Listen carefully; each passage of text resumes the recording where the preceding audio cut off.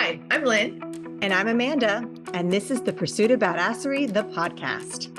This podcast is all about taking action and creating that badass business abundance and life that you want.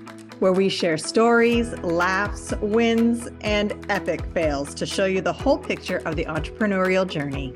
It's not just unicorns and rainbows, people. Jump on and follow us through this raw and witty roller coaster, where we get down and dirty and go behind the scenes of life and entrepreneurship. Get on it, get over it, and get after it. Hey, I'm Lynn. And I'm Amanda. Welcome to the Pursuit of Badasserie, the podcast. We are excited, as always, to be back again with another guest. Today, we are welcoming Nicole Hesse. She's a self-made millionaire who went from bringing broke bartender to a seven-figure CEO in just 13 months. So we're going to want to tune in for this one. She has empowered thousands of entrepreneurs in the online world to monetize their skill set and results. The ripple effect that Nicole has had on the online world is just the beginning, as her clients have not only made millions of their own, but have their own clients hitting seven figures in their businesses as well. Nicole has accomplished so much in such a short amount of time as a result of her unique perspective on the world of sales. She stands firmly against traditional ping point tactics and uses her signature strategy of catalyst marketing to attract true unicorn clients. And we love that. Welcome to the show, Nicole. Oh, well, thanks for the big intro. I got to listen to it now. Now, it's true. Now we start ticking it off. You're going to have to live up to all these expectations that we've laid down for you. That's right. I'll start jumping. Yes. Tell us a little bit about how you got started, like how you made that transition. Well, I got fired. That's generally how it starts, right? So I got fired not from one, but two bartender jobs in the same month, 6 months after I quit drinking. Fun fact, today is actually 5 years sober for me. So I quit drinking, and then the bartender industry just kind of ate me alive after that. And they said, get out of here. But as you know, when doors close, open windows kind of pop up, right? And so I jumped into a Facebook ad funnel long before I knew what that was. And before I knew it, I was on a sales call with some guy selling me into some program, and I got into a Facebook ad agency program where I was going to learn how to run Facebook ads, and my idea was to run them for bars. Well, it turns out, guys, I'm terrible at running Facebook ads, and so I couldn't figure out how to do the pixel or any of the tech stuff. And the coach in that program grabbed me and he was like, hey, you're really bad at running Facebook ads, but how did you get all these clients? Because I had 10 high ticket clients in my first 6 weeks in that program, made $20,000 reoccurring right off the bat. And he had me teach client attraction inside of his program to a couple of his other members, you know, the kind of the old men that were helping me with the pixel. And then he said, you know what, you should stop doing this and you should open your own course that teaches people how to use social selling strategies the way that you do.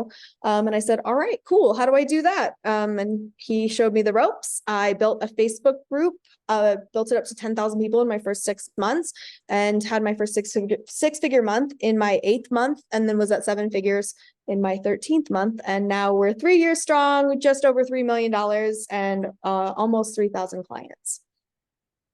That is amazing. I love that story. And congratulations on your milestone. No, thanks. Yeah, it's been fun and fast. Yes. We like it.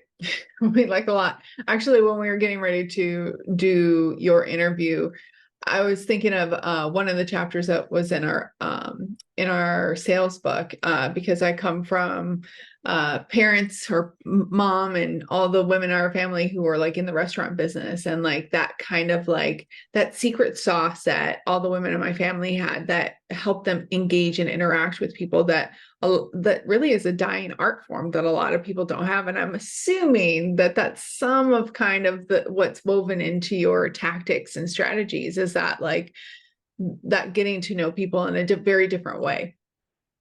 Yeah, I mean, when you work in a bar, right, you see people in rare form. You see them as their true selves because they loosen their tie and they have a couple drinks and they talk about things from a context of how they actually feel about them.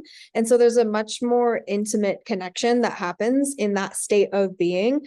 And I definitely use those skill sets of how to disarm and diffuse and get people into their true selves and to be really raw and vulnerable with me, which of course helps me in delivery to help clients to get better results, but it also helps in the sales process because I understand my target market a lot better than a lot of coaches or entrepreneurs do because my audience is just more vulnerable with me.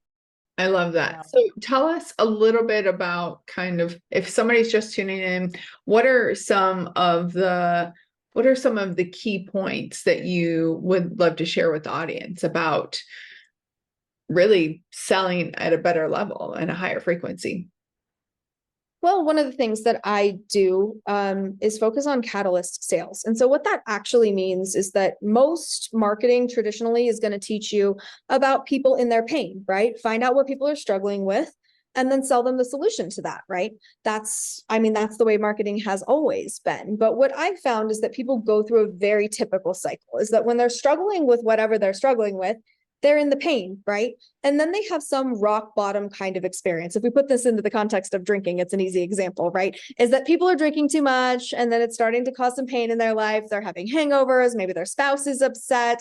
They're getting in trouble at work. They're getting passed up for raises. Things aren't going well. But generally, people don't actually change until they get the DUI. Right?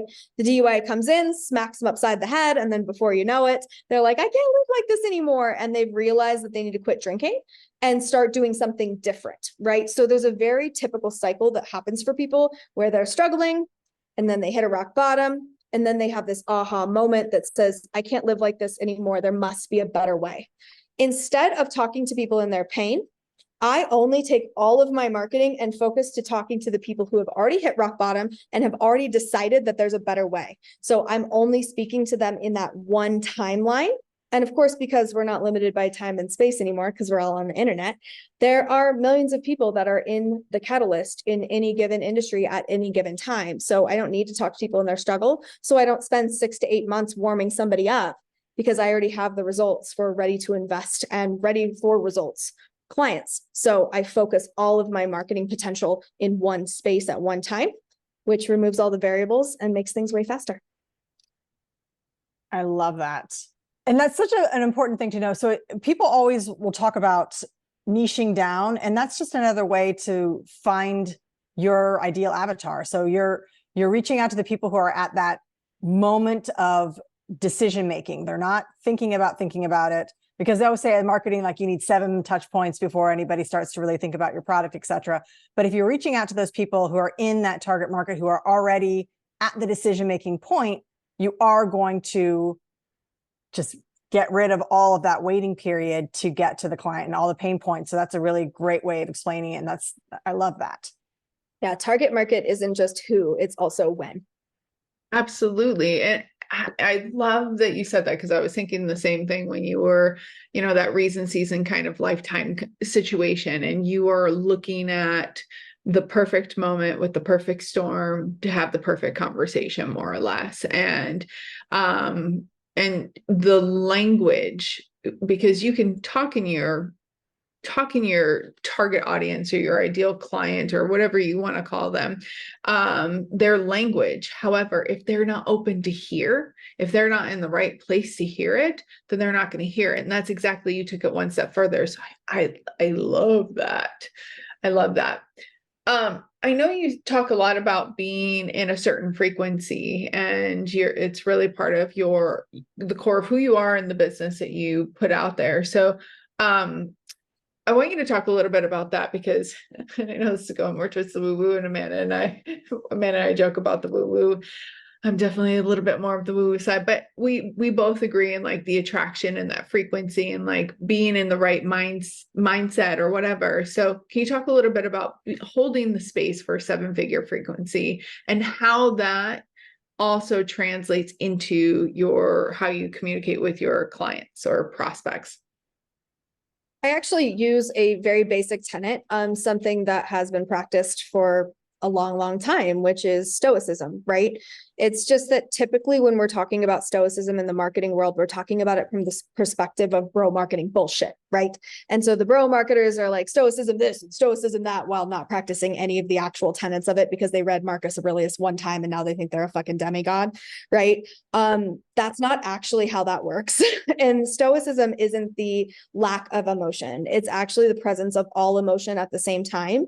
What we tend to do in society, especially as women, is that we tend to act the way that we think other people want us to act, right? So we're demure, we're better seen than heard, we're standing still and looking pretty and doing the things that we're supposed to do. And if you're a bartender, you're smiling because you look a whole lot prettier when you fucking do, right? So we're taught all the time to be what other people want us to be, okay? And so that means that we're constantly shoving our emotions down deep and never talking about them ever again. And so in the premise of stoicism, it's not the absence of emotion, it's the willingness to feel your feelings in the moment in front of other people. So when they piss you off, you say so, just like a man would do, right? When they make you sad, you get sad in the moment instead of saving it till later. And so in the practice, in the frequency of emotion, you're allowing yourself to feel how you actually feel right now. And when you do that, you don't bottle shit up. And if you don't bottle things up, you're always free to be in the present moment. And in the present moment, that's where all limitless possibility exists. If we're constantly living in the past, then we're trapped in the survival mechanism of who we used to be. And if we're constantly living in the future, then we are riddled with anxiety and the what ifs, what if this happens, what if that happens, and trying to anticipate what could happen all the time, which is fucking exhausting, quite honestly. So when we practice stoicism, it's feeling the feelings right now, which allows you to activate the frequency of neutrality. And neutrality is where we make choices from. It's actually the void in which we create everything in our lives. It's the blank slate. It's the choice that we have. And so in that 7-figure frequency, or an 8-figure, 9-figure, whatever, the activation of money, money itself is inherently neutral, because money in the hands of good people does good things. Money in the hands of shitty people does shitty things, right? So money is inherently neutral. And when you activate the frequency of neutrality in your life, in your state of being, you become an energetic match for money. I love that. I love it. And I really like that you're pointing out the misconceptions behind stoicism, because there is, you're right, like they read one book and they're like, I am the expert on this. It's like Good Will Hunting. Like, you read it, you had $2 in library fines and suddenly you're an expert. So I absolutely believe in that a lot of people misconstrue stoicism as this, I am the manly man, I have no feelings at all, no emotions at all. And I admit that when I first was turned on to stoicism as a way of life, really, that's what I kind of thought it was, because I have very few emotions outwardly. So it was like, oh, I'm on this bandwagon of no emotions, but it definitely goes way further than that. And it really is about having all of them and feeling them truly in their full essence. So I love that you're shouting that from the mountaintops, because that is a really important distinction to have. I think that people don't understand it because it looks like someone who's practicing stoicism doesn't have a lot of emotion.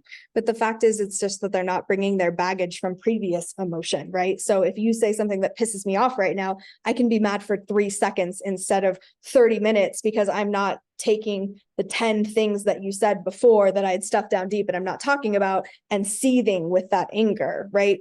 When we're actually activated by something that may upset us or cause emotion, emotion is fleeting. Feelings always flow. You never felt a single feeling for forever. That's not how feelings work. So when you allow your feelings to consistently flow, they don't build up.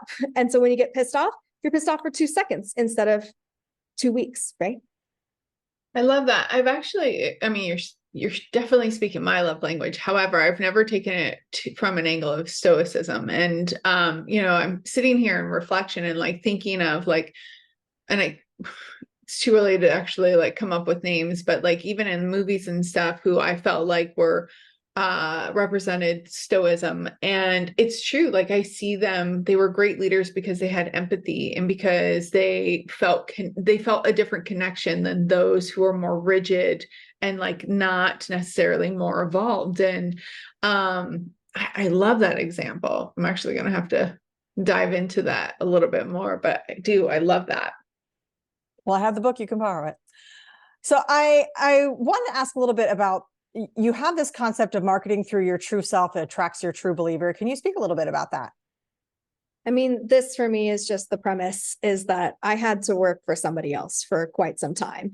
And most people did, right? And most people were doing what other people wanted them to do and playing a role. Whereas when you start your own business, the whole point is that you don't have to fucking do that shit anymore, right? And so it's like this freedom to take off your pants and do shit however the fuck you want to do it. And so I built my entire brand doing shit that people thought was fucking bananas. Like if you notice, I'm in a Nightmare Before Christmas shirt right now, right? Because that's what makes me fucking happy. I don't do the hair and makeup thing because I don't want to. I don't wear bras because I did that shit behind a bar for 15 fucking years. I'm cool and all that. And so I show up however the hell I want. And a lot of people told me that that wouldn't work. A lot of people told me not to cuss on lives. A lot of people told me not to say butthole on lives or call people cunts, but I do it anyways because that's truly how I talk. And does that repel people? Fuck yes, it does. People come into my Facebook group all the time and they're like, you're so unprofessional. And I'm like, right, because I don't work in corporate and I'm never going to. I'm completely unhireable. And so I get to do things however the fuck I want. And I'm totally unapologetic about it. And that makes me feel really fulfilled. And fulfillment is the predecessor to success, right? Success can't help but naturally follow fulfillment because people want to feel fulfilled. And when they see you feeling fulfilled, they ask you that magic sales question, right? Which is, how did you do that? How are you living a life where you get to do whatever the fuck you want every day? Because I want that. And that leads to a very natural sales conversation where I can help somebody to become their true self unapologetically so they can attract other people who think their jokes are fucking funny, right? I love that. And Amanda and I spoke a lot about this, and I used to teach quite often around this, but it's not even just you're taking it one step further with the whole target market. And then I want to get to like you being in flow is like, okay, you've identified who they are, you know that where you want them. So that season or that moment, but then also because you are truly in the essence of who you are and representing what you believe, you're actually deterring those that to me sometimes is more important than attracting your right clients, because you can go out and find them, you can go out and hustle. But if you keep kissing frogs, like, fuck, that sucks, man. Like that sucks. And so I love that you took it even one step further. Man, I talk about that a lot. And also to kind of step back into the woo-woo side of it, like the whole frequency and the flow, if we're in disalignment or in alignment, disalignment, it's too early for me. If we're not aligned and we're not vibrating at that certain frequency or open to, or like you said, being in that neutral state, like we're clogged up, we're blocked. And so things can't flow to us. We can't have the conversations in the way that we should be having the conversations in order to help that kind of flow through, because we're stopping it either energetically, spiritually, emotionally, whatever that is. And I love that you're talking about that, because if you are more in alignment, and this is, I mean, I live in a Buddhist country. It's very much something that I follow. I have since even before we're living in a Buddhist country, but they talk about like that, like things can flow when you are in a complete alignment. Otherwise, when you're not, like you're resisting and it's bad for you and it's bad for the people around you, essentially. So I love that you're talking about all this. I mean, we all create resistance, right? That's part of the human experience, is to generate resistance and to feel that feeling of like, oh, I'm uncomfortable and like this doesn't work or this doesn't fit. Like, but if we want to step into patterns of success, it's about identifying resistance and alleviating it, right? When you are an entrepreneur, doesn't matter what industry you're in or if you're woo or you're not, the magic secret sauce to being a successful entrepreneur is reflect and refine. And the ability to reflect and refine comes from your ability to identify constraints and then come up with systems to alleviate them. And of course, that's how it works in a conveyor belt of putting together a car, right? But if you're not doing that inside of your own body and inside of your own mindset, then you're literally creating the problem from the inside out, because the outside is always going to match and mirror what we're doing on the inside. So it's allowing ourselves to actively repel, because there's no such thing as attraction without repelling. You can't do client attraction without repelling people. And so it's the willingness to have 50% of the people in your audience say, fuck you, I hate you, right? I don't want to do this. And that unlikability is really uncomfortable for a lot of people. And that's why a lot of people are not very good at attraction marketing, because they're not willing to be unlikable. It's so true. You know, we were just talking about this with our VA recently, about having clients that are unwilling to scare people. They're unwilling to take that leap and repel someone because they're afraid of how it's going to look, what their family's going to think, what their boss is going to think, how everything's going to play out. And that fear of not being liked is holding you back. It 100% is. And I remember this from years ago. I had a business that I started and I was super hush hush about it with everybody because it was so taboo. I'm like, I can't tell anybody about it. Like nobody needs to know. Like my family didn't know. Like I opened an entire business. Nobody knew about it. And I didn't really grow until I started telling everybody about it. It was like being unashamed of the taboo and just doing it. And people who didn't like me, fine, don't unfollow me. It's fine. Or troll me and say all the things. It's fine. I don't have like that. Like there's no heart there to hurt. So, and it really makes such a big difference when you embrace pushing people away. And I know it sounds, as women, we're not supposed to do that, but it works. And it definitely will bring you the people that you're seeking for your business if you push away the ones who you don't want, aren't aligning with what you want, and who are going to be more of a pain in your butt than you really want. So, by attracting the people you don't want, you are limiting your potential. And by being afraid of what everybody else thinks, you are absolutely limiting your potential. Yeah, I mean, there's only one way to step into the prolific zone, right? There's no money in mainstream. There's no money in being liked by everybody. And if you want to get into the prolific zone, it means pissing people the fuck off and creating that activation, because triggers in whatever victim mentality people want to fucking call it, right? Like that energy can be so easily transmuted into activation, right? As challenges are what turn into opportunities. If you want opportunities, it's time for you to step the fuck up and invite the challenge and be willing to have people throw some fucking stones, right? People throw rocks at things that shine, right? We all learned it from Taylor Swift, we know. Absolutely. And I was just listening to probably another podcast or on my favorite newsfeed, Instagram. And they were talking about the cycles of success. Actually, I think it was in a book that I was reading or listening to Audible, and they were talking about that. And they're like, listen, like if people don't hate you, then you're not successful. Like if people aren't throwing rocks at you, you're not successful. Like you have to get past that. And eventually it actually tilts in your favor anyway. Not just that you're repelling them, but if enough people are talking about you, regardless good or bad, like it is helping you. But I think more importantly, and this is, I know, going back to a lot of the root of what you talk about, if you're living in your truth and living in what you are, and absolutely, like you cannot grow in the comfort zone. You have to go through those challenges and those feelings, like then you're living your best life and you're figuring out. I mean, you're talking all of our love language, because we definitely we don't care. I mean, we do, but we don't at the same time. Like we're not doing it on purpose. Well, sometimes we're dick on purpose. But yeah, I love this. Tell me because I know we're wrapping up soon. What is one thing that you wish you would have known when you first started that you know now? I mean, it's hard to complain.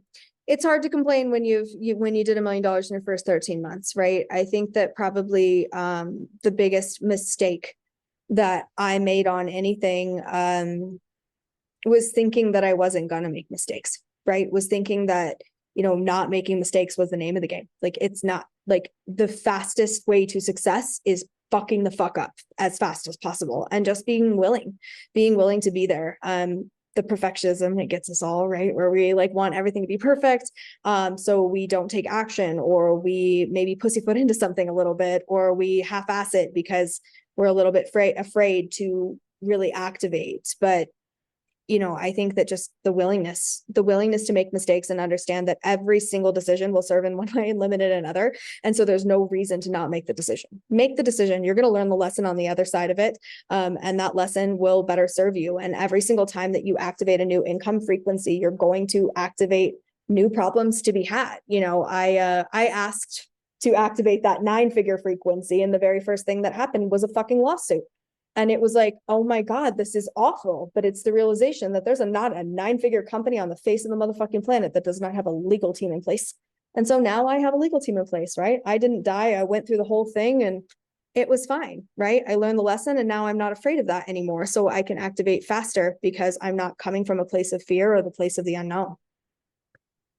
Absolutely. I love that. The only thing I want to add to that is they will only learn the lesson if they choose to learn the lesson. But like I love what you just said. We talk a lot about that. And we know stuff. We know a few things about having a legal team in place. We have a legal team in place. Yes. Yes. I've been sued more than once. And I'll say all the time that you can't shine bright if you're not prepared to cast some dark, dark shadows. And people will go after your money. And so, yeah, get a legal team, folks, get a legal team. But even so, we talked about this in our first book about making decisions because there are no real mistakes. Like you just make the decision and then you deal with the consequences of that. You deal with what's going to happen because there's always going to be, yeah. And even if you make a quote unquote good decision, there's still bad things that can happen from that decision. If you're trying to hit 9 figures, it's a good decision, but bad things are going to happen. Like shit's going to come up. So that's just the way it is. You just have to know that every decision you make, there are good and bad to it. So there is no wrong way to make decision except to not make a decision. So you just have to be prepared to live with whatever the consequences are, good or bad. Positive or negative. Yeah. Good and bad is such a relative term.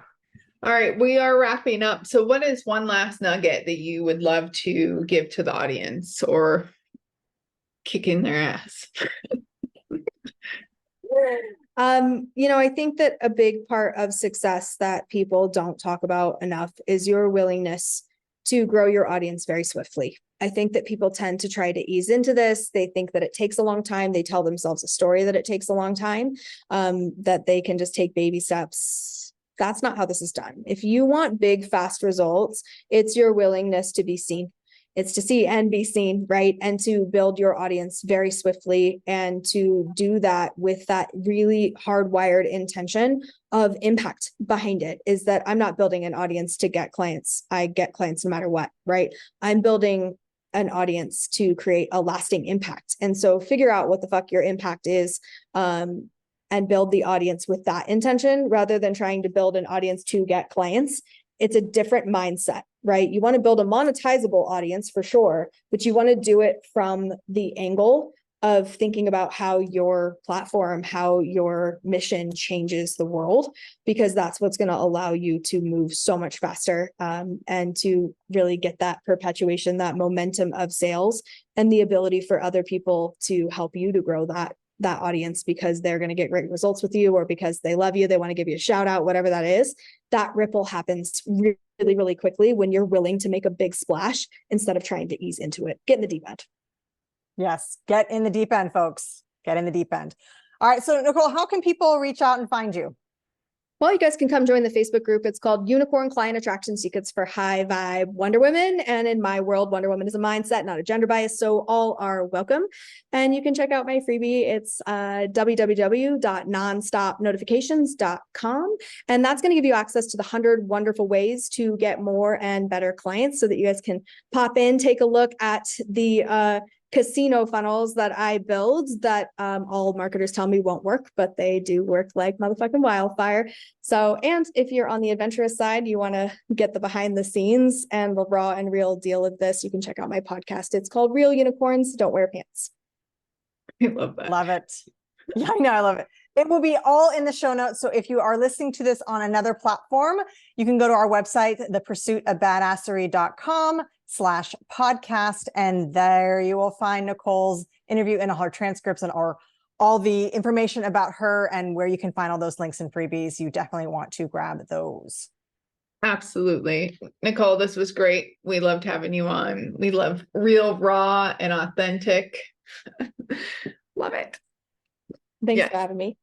Yeah. All right, folks. Everyone, like, share.